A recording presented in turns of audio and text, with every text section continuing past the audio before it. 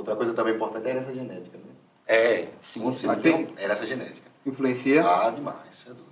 Eu não sabia disso, não. Então, se meus pais são ansiosos, são depressivos, então... Há uma grande chance. Se você está despertando um quadro sintomático que leva à melancolia, à tristeza, aí já é bom dar uma encaminhada para o psiquiatra, para dar uma analisada. Porque se tem uma herança genética ali, uma pessoa que já tem aquilo ali, né? É bom você analisar, porque às vezes é orgânico, como você falou, é uma mudança bioquímica. Tem pacientes que para poder... Que, pronto, até uma coisa que é importante. Tem dois tipos de paciente, que é aquele que só quer a terapia, mas resiste ao remédio.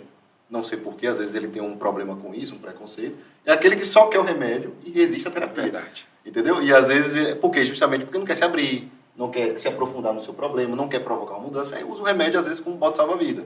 Vai funcionar? Temporariamente. Porque o problema vai continuar ali. E aí vai ter que aumentar as doses até o ponto de ela ficar dopada ou simplesmente não funcionar mais. Como já existe muito paciente que chega tomando remédio, mas tem ansiedade. Do mesmo jeito, entendeu? Fabrício, é importante falar que não só tem a parte genética, né? A parte genética está mais do que provado e comprovado cientificamente. Mas tem também a questão ambiental.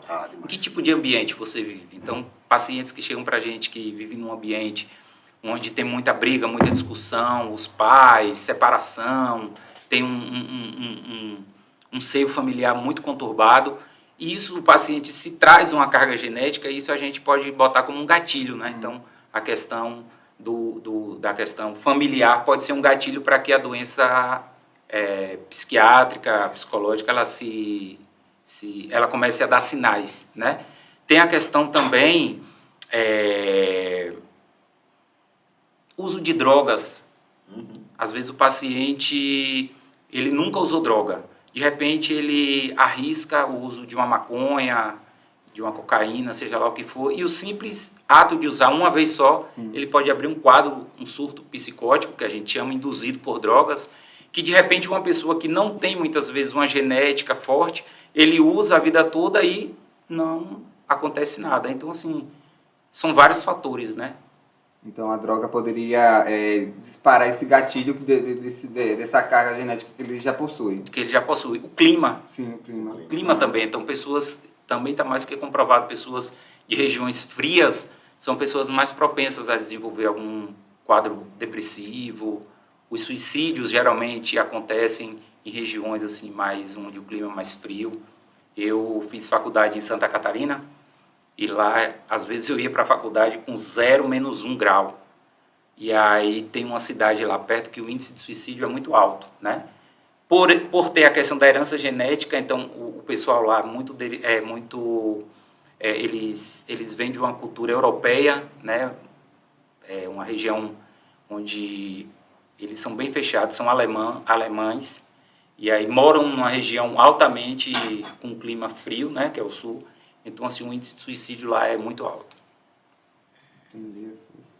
Então é bem complexo, assim, né? Muito a questão... Eu fiquei com medo. É multifatorial. Desliga o ar-condicionado.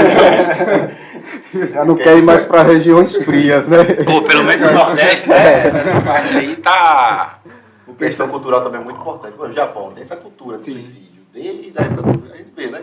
Os kamikazes, por exemplo. Nós temos samurais. Era desonroso. E qual era a gente vê muito filme isso aí. Eu não vou saber falar com muita profundidade. Mas eles se matavam quando desonravam. Então era costume, né? O suicídio. Então o Japão também é uma cultura muito fria. Eles só falam... Tem muita essa questão de trabalho. Lá tem uma taxa de suicídio muito grande.